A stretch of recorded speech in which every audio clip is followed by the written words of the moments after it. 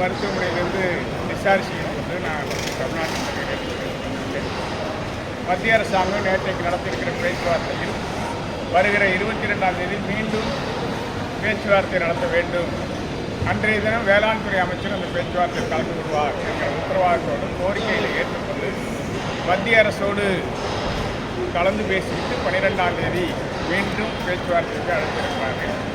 அந்த பேச்சுவார்த்தையிலும் நான் பங்கேற்க வேண்டும். என்னுடைய உடல்நிலையை பொறுத்து பங்கேற்பேன். மத்திய அரசாங்கம் நேற்றைய தினம் விவசாயிகள் விபத்துக்கள் ஏற்பட்டு பல உயிர்கள் இழந்திருப்பதையெல்லாம் நேற்றைய தினம் மத்திய அமைச்சர் பிரகலாத் ஜோஷி அவர்கள் இந்த கூட்டத்திலேயே இந்த விபத்து குறித்து முன்மொழிந்து அதற்கு வருத்தம் தெரிவித்திருக்கிறார்.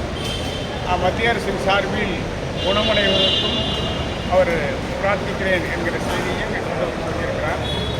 மத்திய அரசு இறங்கி வரும் வேளாண் உற்பத்தி பொருட்களுக்கு நம்பிக்கையான குறைந்தபட்ச ஆதார விலை சட்டத்தை கொண்டு வருவதற்கான ஆதரவு தெரிவிக்கும் என்கிற நிலை ஏற்பட்டிருப்பதாக பேச்சுவார்த்தையில் பங்கேற்ற தலைவர்கள் சொல்லியிருக்கிறார்கள். நான் என்னால் அந்த பேச்சுவார்த்தையில் பங்கேற்க முடியாத நிலை ஏற்பட்டது.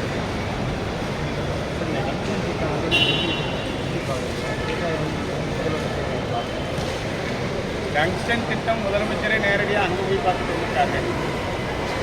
போராட்டத்தை உணர்ந்து மத்திய அரசு அந்த திட்டத்துக்கான ஏலத்தை கைவிட்டிருக்கிறது. இதுவால் பல திட்டங்களுக்கு காவிரி டெல்டாவில் பாதுகாக்கப்பட்ட வேளாண் மண்டலத்தில் இன்றைக்கும் அந்த பேரழிவு திட்டங்கள் அவ்வப்போது ஏலம் விடப்படுகிறது. அதுக்கு பாதுகாக்கப்பட்ட மண்டலம் என்று சொன்ன பிறகுதான் அது திரும்ப பெறப்படுகிறது. எனவே தான் இந்த அனுபவத்தின் அடிப்படையில் தான் சொல்கிறோம், மத்திய அரசு ஏலத்தை நிறுத்தியிருக்கிறது, கைவிட்டிருக்கிறது. வரவேற்கிறோம். தமிழ்நாடு அரசு அந்த திட்டத்தை செயல்படுத்தக்கூடாது என்று தீர்மானம் போட்டிருக்கிறது, வரவேற்கிறோம். ஆனால் இந்த தீர்மானங்களும் மத்திய அரசு கைவிட்டிருக்கிறது நடவடிக்கை என்பது தற்காலிகமானது. நிரந்தர தீர்வு ஏற்பட வேண்டுமானால் மதுரை மக்களுக்கு தமிழ்நாடு முதலமைச்சர் நம்பிக்கை அளிக்க வரைக்கும் செயல்பட வேண்டுமானால் அவர் காவிரி டெல்டா பாதுகாக்கப்பட்ட மண்டலம் போல அரிட்டாப்பட்டி பகுதியில் பாதுகாக்கப்பட்ட வேளாண் மண்டலமாக அறிவித்தாலேயே இந்த திட்டம் கைவிடப்படாது. இது தொடர்ந்து அந்த பட்டியலில் மத்திய அரசு ஏலத்தில் கொண்டு வந்து கொண்டே தான் இருக்கும். இது முதலமைச்சருக்கு தெரிந்தும் ஏன் அதில் காலதாமதப்படுத்துகிறார் என்பதுதான் அந்த பகுதி விவசாயிகளுக்கு கேள்வியாக இருக்குது. இப்போ டங்ஸ்டன் சுரங்கம் மத்திய அரசை ரத்து பண்ணியிருக்காங்க, அது வரவேற்கத்தக்க விஷயன்றீங்க. ஆனால் தற்பொழுது இந்த பரந்தூர் விமான நிலையத்திலையும் அதிகமான விவசாய நிலம் அளிக்கப்படுது. ஆனால் தற்பொழுது அது குறித்து எந்த ஒரு எந்த விஷயமும் மத்திய அரசும் மாநில அரசும் பேச மாட்டாங்க. இதில் உங்களோட நிலைப்பாடு என்னது? பேசாமல் இல்லையே, விவசாயிகள் போராட்டத்தை அவமதிக்கிறாங்க, அடிமைப்படுத்துகிறாங்க. நாங்கள் விமான நிலையம் கட்டியே தீர்வுங்கிறாங்க. விவசாயிகளுக்கு அப்புறப்படுத்துவதற்கான முயற்சியை அவ்வப்போது ஏற்படுத்துகிறாங்க. மத்திய அரசு பாராளுமன்றத்தில் கடந்த வாரம் கூட தெளிவுபடுத்தியிருக்கிறாங்க. தமிழ்நாடு அரசு இந்த இடத்தை முன்மொழிஞ்சிருக்கு, அதனால் நாங்கள் அந்த இடத்துக்கான முன் அனுமதி கொடுத்துருக்கோங்கிற அறிவிப்பெல்லாம் வெளியிட்டிருக்கிறாங்க. இப்போ விவசாயிகளுக்கு நிலங்களை விட்டு வெளியேறணும்னு அவ்வப்போது நோட்டீஸ் அனுப்பிக்கிட்டே இருக்காங்க. தொடர்ந்து போராட்டம் தீவிரமடைந்திருக்கிறது. அந்த விவசாயிகள் உயிர் உள்ள வரையிலும் பரந்தூர் விமான நிலையம் அங்கே அமைக்க முடியாது. அதில் அவர்கள் தெளிவாக இருக்கிறார். எந்த தண்டனையும் ஏற்பதற்கு அவர்கள் உயிரை கொடுத்து அந்த நிலத்தை மீட்பதற்கு அவர் தயாராக இருக்கிறார். இது அரசுக்கு தெரியும். இருந்தும் மக்கள் உயிரை அவர்கள் மதிக்க தவறுகிறார்கள். அதற்கான பாடத்தை அவர்கள் அனுபவிக்க போகிறார்கள். சார், கடலூர் நெல் கொள்முதல் நிலையத்தில் ஒரு மூட்டைக்கு 40 ரூபாய் கமிஷன் கேட்குறதாகவும் 100 கிராம்லேருந்து 200 கிராம் வரைக்கும் அதிகமாக இடம் இருந்தால் தான் நெல் வாங்குவோனையும் அதிகாரிகள் சொல்கிறதா குற்றச்சாட்டு வைக்கிறாங்க. அதை நீங்கள் எப்படி பார்க்குறீங்க?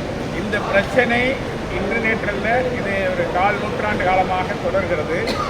தமிழ்நாடு அரசு கடந்த 15 தினங்களுக்கு முன்னதாக உணவுத்துறை அமைச்சரையும் உணவுத்துறை செயலாளர் அன்றைய தினம் உணவுத்துறை செயலாளர் ராதாகிருஷ்ணன் அவர்களையும் சந்தித்து எழுத்துப்பூர்வமான கடிதம் கொடுத்திருக்கிறேன்.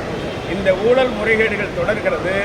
200 கிராம் அல்ல, 2 கிலோ வரையிலும் கூடுதலாக வைத்து எடை வைத்து எடுக்கக்கூடிய நிலையும் இருக்கிறது. சாக்குகளை எண்ணிக்கையை கூடுதலாக்கி விவசாயிகள் கவனம் இல்லாத நிலையில் மூட்டைகளுடைய எண்ணிக்கையும் தவறாக கொள்முதல் செய்து விவசாயிகளுக்கு அழிவை ஏற்படுத்துகிறார்கள். இந்த புகார்களை, இந்த குறைகளை தீர்க்க வேண்டுமானால் கிராமங்களில் கிராம நிர்வாக அலுவலர் விவசாயிகள் கொண்ட குழு அமைக்க வேண்டும். அது அரசியல் தலையில் இருக்கக்கூடாது என்பதை நான் அறுதியிட்டு சொன்னேன். அதை அமைச்சர் கூட அதை ஆமோதித்தார். நிச்சயமாக திமுக இடம் வராது, அந்த குழுக்களை உடனடியாக நாங்கள் அமைப்போம் என்று அவர் உயர் அதிகாரிகளிடம் அதை சொன்னார். ஆனால் இதுவரையிலும் அமைக்கப்படவில்லை. தமிழ்நாடு அரசு தமிழ்நாடு நுகர்பொருள் வாணிபக் கழகத்தை தனியாருக்கு தாரை வார்த்து விட்டது. மத்திய அரசு உத்தரவு போட்டிருப்பதாக சொல்கிறது. அந்த மத்திய அரசினுடைய உத்தரவு என்பது கடந்த காலங்களில் நீண்ட காலமாக செயல்பாட்டில் இருக்கிறது. மாநில அரசு ஒப்புக்கொண்டால் தேசிய நுகர்வோர் கூட்டமைப்பு மூலம் கொள்முதல் செய்யலாம். மாநில அரசு ஒப்புக்கொள்ளாவிட்டால் கொள்முதல் செய்ய வேண்டிய அவசியம் இல்லை. தேசிய நுகர்வோர் கூட்டமைப்பு என்கிற ஒரு அமைப்புக்கு கொள்முதலுக்கான அடிப்படை கட்டமைப்பும் கிடையாது, அதற்கான தொழில்நுட்பமும் கிடையாது. தமிழ்நாடு அரசு திட்டமிட்டு நெல் கொள்முதலை கார்ப்பரேட்டுகளுக்கு ஒப்படைக்க வேண்டும், நிலங்களை கார்ப்பரேட்டுகளுக்கு ஒப்படைக்க வேண்டும் என்று நிலவங்கி துவங்கியிருக்கிறார்கள். இன்றைக்கு நிலவங்கி என்கிற பெயரால் நிலங்களை கையகப்படுத்துவதற்கு தமிழ்நாடு நில ஒருங்கிணைப்பு சட்டம் 2024 சட்டவிரோதமாக இந்தியாவில் எந்த மாநிலத்திலும் கொண்டு வராத ஒரு சட்டத்தை கொண்டு வந்து நிறைவேற்றியிருக்கிறார்கள். எனவே விவசாயிகள் தன் நிலத்தை விட்டு வெளியேற வேண்டும் என்று தமிழ்நாடு முதலமைச்சர் நினைக்கிறாரோ என்று விவசாயிகள் அஞ்சுகிறார். எனவேதான் கொள்முதல் நடக்கிற குளறுபடிகளை அவர்கள் தீர்ப்பதில்லை, கொள்முதலையும் விரைவுபடுத்தவில்லை. கொள்முதல் செய்யக்கூடிய நெல் மூட்டைகள் ஒவ்வொரு கிராமத்திலும் 10,000 முதல் 20,000 சிப்பங்கள் வரை அடிக்கி வைக்கப்பட்டிருக்கிறது. அந்த திடீரென ஏதேனும் மழை பெய்தால் அந்த நெல் அடித்து செல்லப்படுகிறது. அது விவசாயிகள் கெட்ட நெல்லை கொடுக்கிறார்கள் என்று தவறான பிரச்சாரம் செய்கிறார்கள். விவசாயிகள் கொள்முதல் செய்தால்தான் அறுவடையே செய்ய முடியும் என்கிற தொழில்நுட்பம் இன்னைக்கு வளர்ந்திருக்கிறது. எனவே இயந்திரம் கொண்டு அறுவடை செய்கிற விவசாயிகள் தூய்மையான நெல்லை தான் கொள்முதல் நிலையம் கொண்டு வருகிறார்கள். கொள்முதல் ஏற்படுகிற குளறுபடிகளால் விவசாயிகளும் பழிவாங்கப்படுகிறார்கள், அந்த கொள்முதல் பணியாளர்களும் பழிவாங்கப்படுகிறார்கள். இதையெல்லாம் முழுமையாக தீர்வு காண வேண்டும் என்று எழுத்துப்பூர்வமான கடிதங்களை 3 பக்கம் கொடுத்திருக்கிறேன். இதுவரையில் எந்த நடவடிக்கையும் எடுக்கவில்லை தமிழ்நாடு அரசு. எனவே அவர்களுடைய நடவடிக்கையெல்லாம் விவசாயிகள் தானாக நிலங்களை விட்டு வெளியேறிட வேண்டும். கார்ப்பரேட்டுகள் தொழிற்சாலைகள் துவங்குவதற்கு தமிழ்நாடு அரசு நிலவங்கி திறந்திருக்கிறோம், நீங்கள் எல்லாம் வாருங்கள், உங்களுக்கு வேண்டப்பட்ட இடங்களில் நீங்களே நிலங்களை தேர்வு செய்யுங்கள், எந்த தொழில் வேண்டுமானாலும் நீங்கள் தடையில்லாமல் செய்யலாம், நீர்நிலைகள் உங்களுக்கு எதிர்ப்பாக இருக்குமேனால் அந்த நீர்நிலைகளை எல்லாம் நீங்கள் அபகரித்துக் கொள்ளலாம் என்கிற சட்டத்தை கொண்டு வந்து நிறைவேற்றி இருக்கிற அரசின் மீது நாம் எந்த வகையில் கோரிக்கை வைத்து போராடுவது, எந்த நியாயத்தை பெறுகிறோம் என்கிற அச்ச ஒரு பக்கம் இருக்கிற காரணத்தினால்தான் மத்திய அரசு எங்களுக்கு கொள்முதல் சட்டத்தையாவது கொடுத்தால் எங்களால் கார்ப்பரேட்டுகளை எதிர்கொண்டு விளைவிக்கக்கூடிய பொருட்களை விற்பனை செய்ய முடியும். எனவே தான் அதற்கான நிரந்தர சட்டம் கேட்டு போராடி கொண்டிருக்கிறோம்.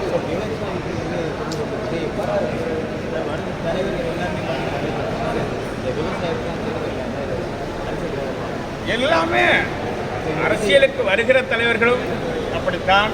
முதலமைச்சராக ஆக வேண்டும் என்று விருப்பப்பட்டு 10 ஆண்டு காலம் செயல்பட்ட திராவிட முன்னேற்ற கழகம் எங்களோடு தான் இருந்தார்.